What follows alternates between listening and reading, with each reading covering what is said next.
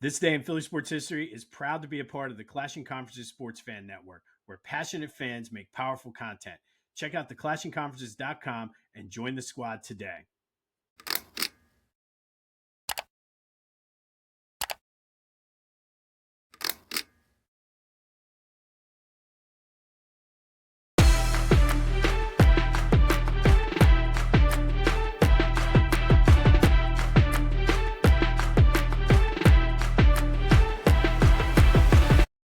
What's up, everyone? Welcome to This Day in Philly Sports History for September 11th, 2025.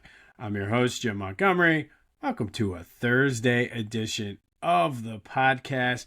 Before we get into any of the episode today, just want to take a minute, and I will apologize in advance if I ramble a little bit or if I get emotional. Don't really have any notes, just want to speak from the heart here for a couple minutes. But today will always be a bittersweet day. I remember as a kid always hearing my aunts, uncles, parents, grandparents always talking about knowing where they were and exactly, and could talk to you in vivid detail about when JFK was shot. My grandparents, to a certain extent, when the Japanese attacked Pearl Harbor. But 24 years ago, when that first plane hit the World Trade Center, I will always remember everything about it. I was working as a seafood clerk at Clemens Market in Conshohocken. It was a Tuesday morning. I was working this. We were working 10-hour shifts, and I was working the 6:30 to 5 shift. And I was taking a break. Went over, was bullshitting with Dennis Schroeder. Never will forget his name. I can picture his face. He hooked me up with a bookie at one point. But just talking about the Eagles game, knowing that it was first regular season game, we had Eagles season tickets. They were talking about, I told them about one of the fights I saw in the bathroom, and there was a picture of a guy on the Daily News. We were talking about that when one of the guys I work with in the meat department came over and was like, some nut job just flew a plane into the World Trade Center. We're like, what the hell is going on? And throughout the rest of we went back, we're listening to it on KYW. And then obviously, you know how the rest of the day played out. I just remember being nervous because I knew people that were working up there, doing internships up in the World Trade Center. And then when the plane in Shanksville went down, not knowing if they were attacking airports, my mom at the time was working right across the street, essentially, from the Chester County Airport, just worrying about her. And just really not knowing what was going on. I think the world changed 24 years ago, and it's one of those things I'll never forget. And as we go through the day, just reflect, pray for the people. It's been 24 years, but that pain is still there. But I say it's a bittersweet day because fast forward 14 years later, same kind of situation. I will never forget. I remember all the details. I was sitting in an uncomfortable wooden hospital chair with my wife laying across from me in a hospital bed. I was answering parent emails who were upset about the new switchover. It's my first year as an administrator, and just waiting for my son to grace us with his presence. Wasn't happening, and it was late on a Friday afternoon.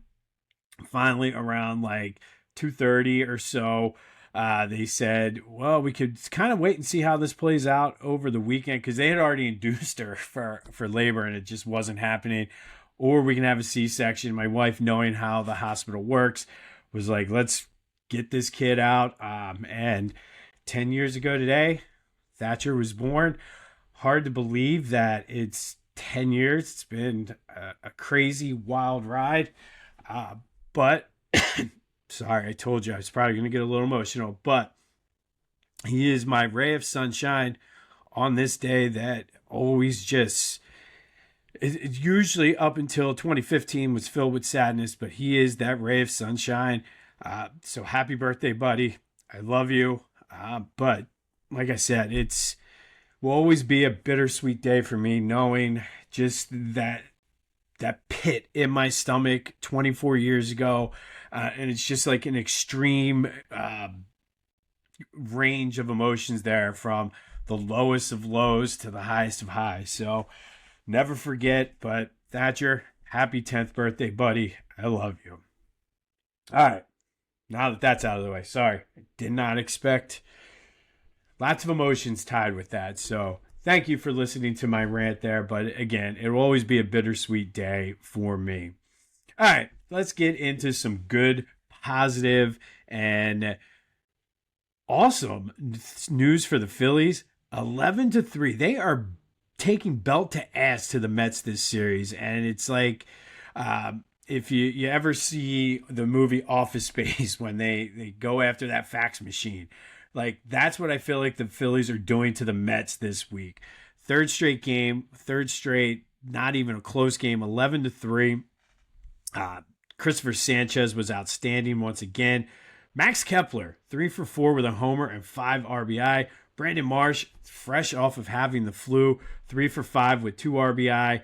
I don't know. I mean, this is crazy. This is the first time since 2011 the Phillies have been up 10 games at this point of the season. Magic number is down to 7. They can get that down to 5 with a sweep tonight. But even more importantly, they're still 4 games up on the Dodgers for the second seed. And that bye, especially with Trey Turner's hamstring, is going to come in handy. But they're only 2.5 now behind the Brewers. They do have Kansas City this weekend, but then they go out to LA for West Coast swing to the Dodgers and the Diamondbacks. So it's there for the taking if they want it. And I think it's great that they're finally putting it together right now, that they're getting their mojo, I guess. So let's go sweep these. Let's end the Mets season. They look completely just lost. I think we broke the Mets finally. It's taken a while, but I think we broke the Mets. So Luzardo's on the mound today. Let's go for the sweep. And I do want to take a minute while we're all caught up in feelings and things like this. I sort of mentioned this the other day about Rob Thompson and not getting enough credit for the job that he's done. But I also want to throw out an apology. And this whole year, we started off with our forgiveness. I need to forgive somebody here, and that is Dave Dombrowski. We skewered him saying you need to DFA Kepler. Myself, I will 100% own it. I said DFA him, bring up Crawford, and Dombrowski stayed the course. And Kepler, he's been good, and kudos and apologize to anything I've said horrible about Rob Thompson. He is making the right moves. He's pushing the right buttons with that platoon. So I just want to officially say, Dave, I'm sorry. Can you forgive me for doubting you? Harrison Bader, we all wanted a bigger name, but he has brought a little bit of swag to this team that was sorely needed. So I just want to say, I'm sorry. I'm man enough. I'm big enough to admit I was wrong. Now, I can't forgive you or apologize for Jordan Romano, but as long as we have this nice little postseason run, I forgive you. But Phillies look to sweep the Mets today, essentially ending their season. But it doesn't seem like anybody wants to take that last wild card spot. So I have a feeling we're not going to get rid of the Mets that easily. All right, yesterday's trivia question. We talked about Matt Stairs tying the Phillies single season record for pinch hit home runs in a season. And I asked who has the most pinch hits in a season for the Phillies. A lot of people guessing Greg Gross on that, but that would be incorrect. It is Greg Dobbs, who had 22 pinch hits in 2008. And if you think back, he was a beast coming off the bench for the Phillies that year. So thank you to everybody who reached out. We'll have another trivia question here later in the show. All right, some Eagles news. Week 2 kicks off tonight. The Commanders and Packers play on Thursday Night Football. Some Eagles news, though, on the injury front, Landon Dickerson was still a limited participant with his back. I have a feeling as long as his back is not broken, he's going to play on Sunday. But the other shocking addition to the injury report was Dallas Goedert with a sprained knee. Questionable whether he's going to be able to make it or not, which would be a huge blow to the passing game considering he had such a good game against the Cowboys. But, I mean, I trust Grant Calcaterra. I don't know if he brings the same juice as Dallas Goedert, but I think they'll be okay. And then the other thing I thought was interesting, Zadarius, why can't I think of his last name now? But the guy they just signed from the Lions was speaking, and they asked what was the biggest thing that he noticed about being with the Eagles. And you got to love this. He said the fact that they're hungry, the fact that they're not complacent, the fact that you would think after winning the Super Bowl, they'd be like, oh, okay, kind of yucking it up and resting on their laurels, which we saw in 2018. But Zadarius Smith said, no, this team is hungry. They want to win another one. He's excited to be plugged into that rotation. Vic Fangio has been slowly rolling him in. And he says what he expects to do is come in and be a mentor, that the Eagles lost their veteran leader last year in Brandon Graham. He wants to come in and fill that role and do whatever he can to win a Super Bowl. And this is the kind of move that Howie makes that I love. It's a low risk, high reward. You got a guy who's hungry, a guy who wants to win, who's been here like 3 days and is already impressed with the culture. That's a big deal for the Eagles. But Eagles-Chiefs this week, we'll start looking ahead to that tomorrow. Just a quick programming note. Midnight tonight, the new episode of the Brotherly Birds Breakdown will drop. Kyle and I get you ready for Eagles-Chiefs. We do a little recap of the Cowboys game from last week. And then we move ahead. We break it down, give you our picks and predictions. And again, it's a great alternative to some of the Hot Take Central that you hear. But check that out anywhere you get your podcasts, as well as on YouTube. That will drop tonight at midnight. Best way to get notified is subscribe to my YouTube channel, Jimbo_Mont, and you'll be sure to get everything you need. All right, we got a little bit more Temple news. So Casey Keeler was asked about the hot mic incident with the Oklahoma reporter. He's like, yeah, I heard it. We've played it a few times. So they're coming out fired up, and that spread has gone down from 24.5 to 21.5. I'm glad I got it early. But I don't know, man. Temple is the university is starting to say, come out, show up, show out for this game. Could be in for, it should be an interesting one, noon on Saturday. You know, I'll be watching from the sidelines of whatever sport I'm at for that day, just because that's essentially the way our weekends go for the next 3 months. But I like it. Casey Killer's like, yeah, we heard it. Yeah, we've played it a few times. So that team's going to come out fired up. Like I said, I still like, even at 21.5, I'm a little bit more hesitant, but I like the Owls to cover and make this a closer game than what everybody's going to say. We do have some Sixers news, possibly. They posted some things getting ready for training camp on their social media, and they did show Joe working out without a brace with the team. I don't know what or if that means anything. Could be just like Ben Simmons' Instagram workouts, cooking in the lab. But a good sign to see him working out with the team this summer without a brace. So maybe that means his timeline, he will be closer to training camp. We'll see. And then we got some St. Joe's basketball news and a shocking move. And I got to be honest, and I apologize if anybody likes, I get it. I 100% get it, but it's kind of a dick move to leave St. Joe's this close to the season. But Billy Lang is going to take a job on the Knicks coaching staff and kind of leave St. Joe's scrambling. It's late, so I don't know how the transfer portal rules work, whether the guys that were there are going to stay, whether they're like, I'm out, and it's going to be like last-minute signings. Good thing is Steve Donahue, former coach at Penn, kind of a Philly guy, is going to be taking over on Hawk Hill. But I don't know, man. I mean, good kudos to Billy Lang, but it's kind of a dick move to leave them this close. But We'll see. All right. So, a couple quick housekeeping notes. I always try to make sure I get things accurate.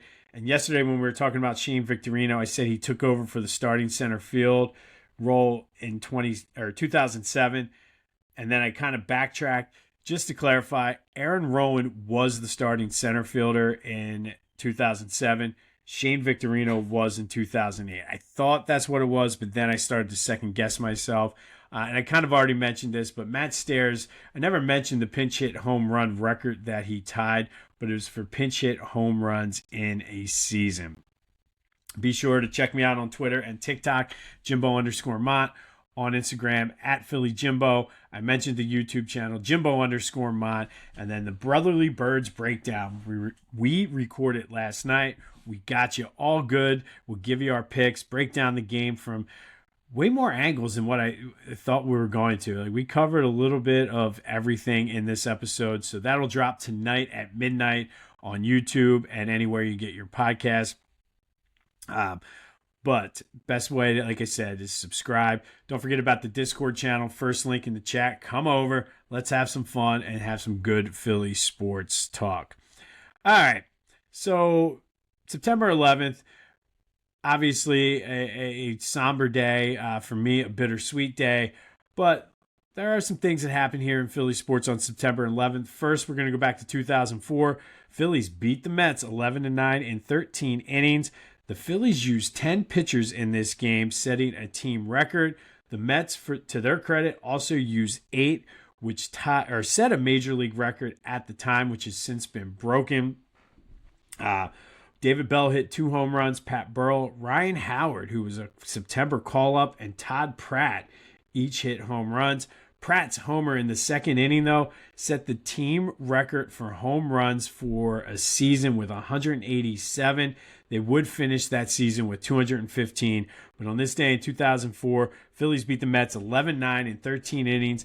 Using 10 pitchers would set a team record. And then the Mets and Phillies combined to use 18, which tied a Major League Baseball record. And then Todd Pratt's homer set the team's record for season home runs with 215. Well, it was 187th, but they finished with 215 that year. But that is today's trivia question. What is the current record for home runs by a Phillies team? And a bonus there, what year did they set it? So what year did they set the record and how many home runs did they hit? Hit me up on Discord. The Back to the Future voice and text line, 267-495-8531. Get that. Anything else Philly sports related off of your chest? Let's go. A lot to talk about in Philly sports today. All right, and then some Eagles. We'll go to 2011. And on this day, the Dream Team, quote unquote, opened with a 31-13 win in St. Louis over the Rams. Michael Vick threw touchdown passes to LaShawn McCoy and Deshaun Jackson. McCoy added 122 yards on the ground, including a 49-yard touchdown pass. But the defense really stepped up, sacking Sam Bradford 4 times, forcing a fumble, returning it for a touchdown by Juquay Parker. Remember him? And the Dream Team, the hopes were high. The hype was real after this game. They could do it in the air. They could do it on the ground. The defense was good.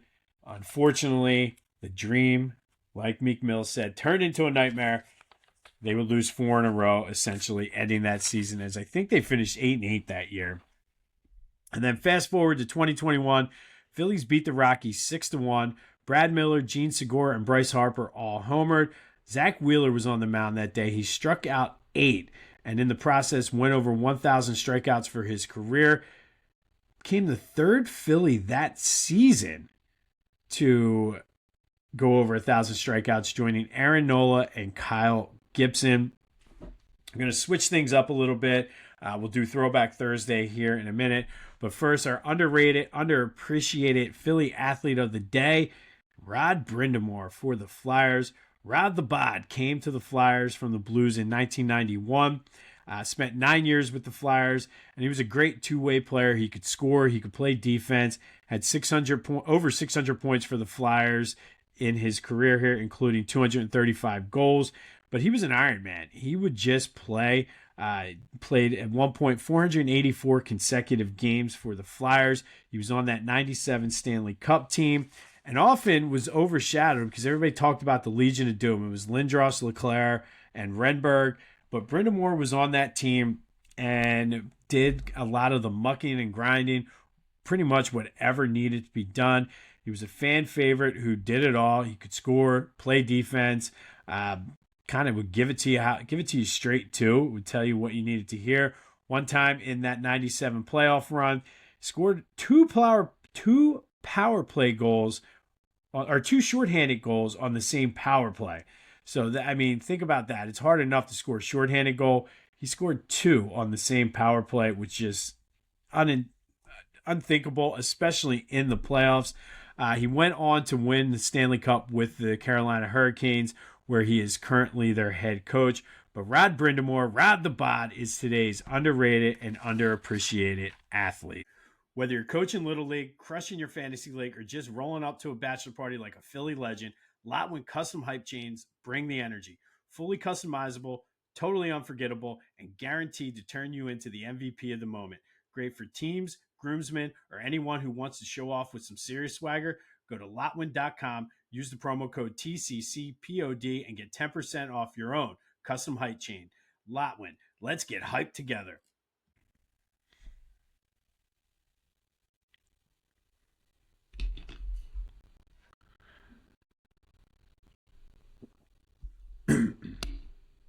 All right. And then finally, it is Thursday. It is Throwback Thursday, brought to you by Philly Goat. Go to phillygoat.com. Use that promo code Jim Montgomery to take 10% off of your order. They got you covered for the Phillies playoff run, Eagles season. Sixers and Flyers are right around the corner. Union had the week off, but they're getting ready to start their MLS Cup push. Philly Goat has you covered. Be sure to use the promo code Jim Montgomery to take 10% off.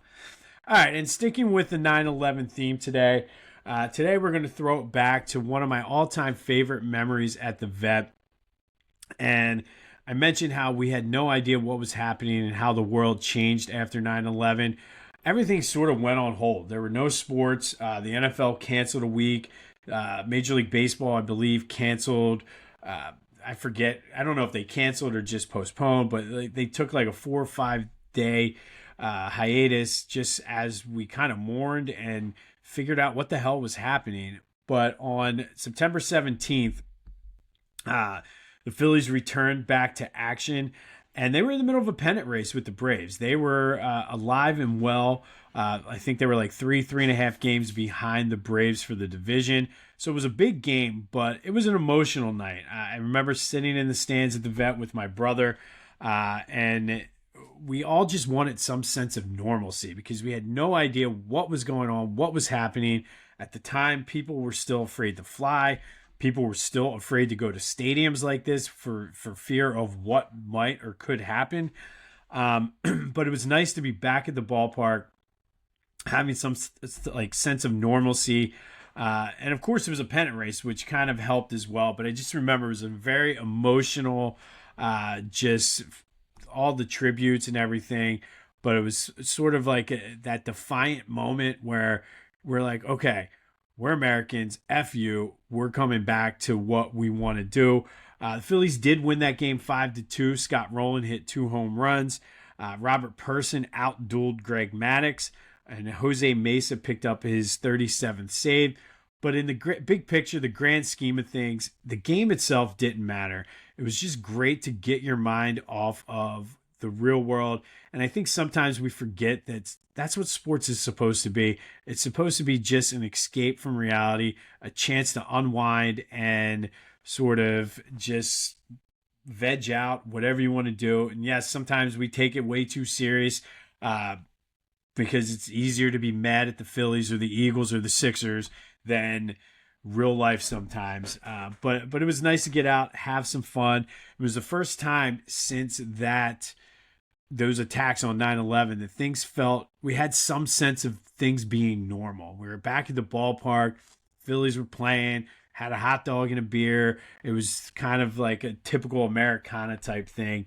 And I always say I will never get political And I'm not going to do that here. If I kind of blur those lines right now, I do apologize. It's not my intention. But also, in light of what happened yesterday, we need to come together. And where we were post 9/11, I feel as though it didn't matter whether you were Democrat, Republican, liberal, conservative, black, white, rich, poor. Everybody came together. We were one. We were united.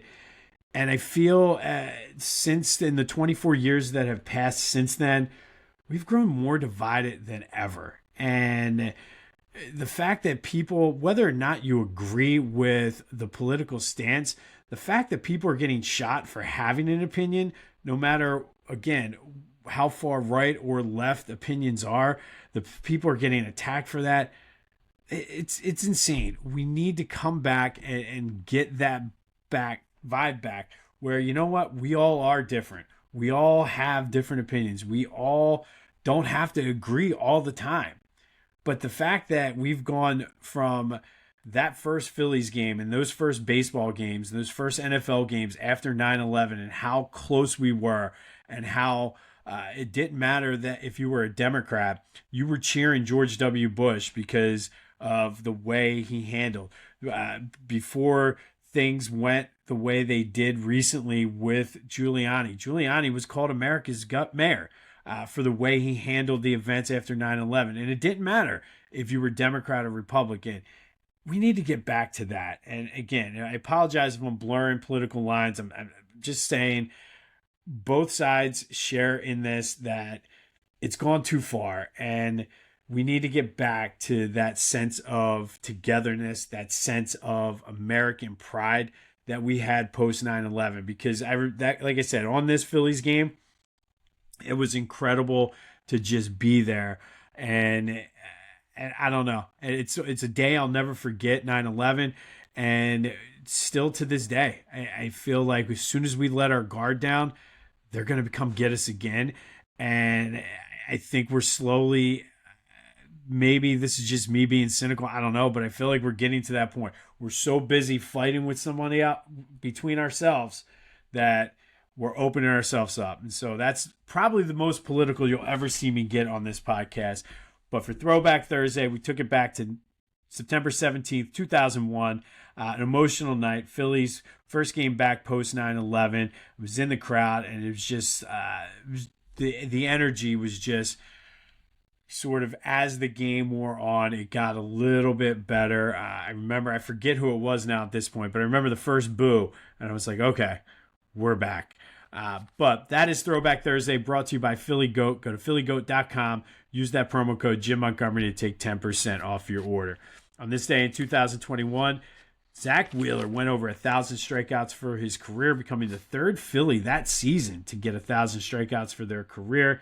2011, the Dream Team started off with a 31-13 dominating win over the St. Louis Rams, only to lose 4 straight after that. And in 2004, Phillies beat the Mets 11-9 in 13 innings, using 10 pitchers in the process, setting a team record for season home runs with 187.